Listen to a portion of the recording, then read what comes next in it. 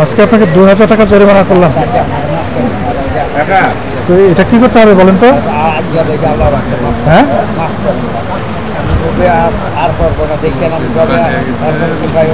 মাফ করার ক্ষমতা তো আমাদের নাই চাচা। মাফ করার ক্ষমতা আমাদের দেওয়া হয় নাই, আমাদের শুধু দেওয়া হয়েছে অপরাধ করলে শাস্তি দেওয়ার ক্ষমতা। রশিদ আছে? কোথা থেকে আনেন?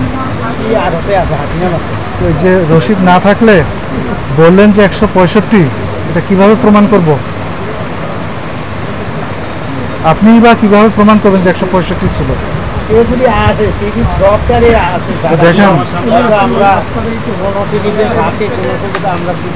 এগুলো তো সংরক্ষণ করতে হবে।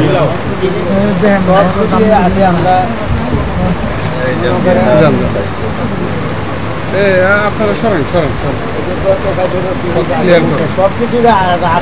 করে আনছেন, ওটার একটা প্রমাণ তো থাকবে, একটা রসিদ তো থাকবে।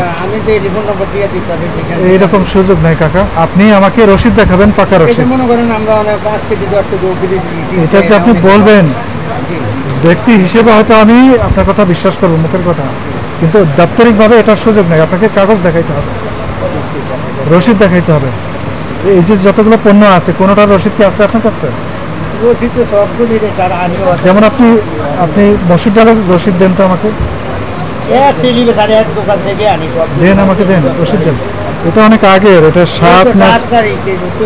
এভাবে যদি এখানে রাখেন পাবেন না তো, এটা একটা ফাইলে করে রাখতে হবে। কেন রাখতে হবে শুনেন, কৃষি বিপণন আইনের ধারা 19-এর ধারা অনুযায়ী আপনাকে কৃষি পণ্য বিক্রি করতে হলে ক্রয় রসিদ এবং বিক্রয় রসিদ দুটাই রাখতে হবে, না হলে আপনার 1 লক্ষ টাকা জরিমানা বিধান হবে। আপনি যদি এই ক্রয় রসিদটা এখানে ওখানে বুঝে রাখেন আর পাবেন খুঁজে, এটা একটা ফাইল করে রাখতে হবে, একটা ফাইল করে রাখতে হবে, ফাইল করে রাখবেন যাতে সরকারি লোকজন আসলে দেখাইতে পারেন। না হলে আপনি বলবেন 165 করে কিনেছি কিন্তু কাগজ দেখাইতে পারবেন না, আপনার মুখের কথা কোনো ভ্যালু থাকবে। এখন থেকে রাখবেন এই ক্রয় রসিদ। আজকে আপনাকে 2000 টাকা জরিমানা করলাম। ওই যে রাঁধুনি আলির মিক্স ওই এটা নেন একটু, আরো উপরে উঠান, হাতটা সোজা দেন উপরে, তার পাশেরটা এই পাশেরটা। হ্যাঁ এটা দিলাম তো, দেখি এটা সারা জীবন কাজে লাগবে। আপনি এটা মুখে বলবেন না, আপনি কি করবেন, একটা কার্টনে বা বক্সে বা বস্তায় ভরে আটকে রাখবেন, লিখে রাখবেন যে বিক্রির জন্য নয়, এবং এই সামনে রাখবেন না, পেছনে রাখবেন। আর না হলে সামনে যতগুলো রাখবেন এটা ধরে নেওয়া হবে যে আপনি এটা বিক্রির জন্য রাখছেন, এবং বিক্রির জন্য যদি আপনি একটা মেয়াদ উত্তীর্ণ পণ্য রাখেন তাহলে আপনার 50,000 টাকা জরিমানা হবে। বুঝেছেন বিষয়টা? তাহলে এটাও তো একটা অপরাধ হয়েছে।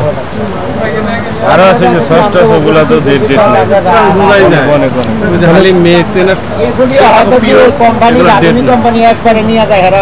কোনো নিয়মিত আপনি প্রতিপালন করছেন না।